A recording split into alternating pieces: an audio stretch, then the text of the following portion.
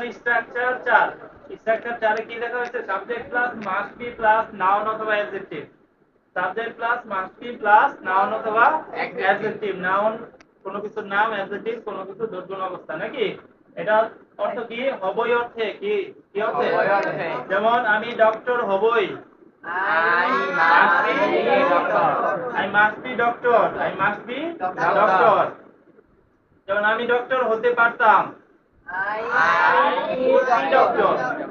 আমি ডক্টর হতে পারতাম, আই কুড বি ডক্টর। আমি ডক্টর হবই, I must be doctor, I must be doctor. ঠিক আছে?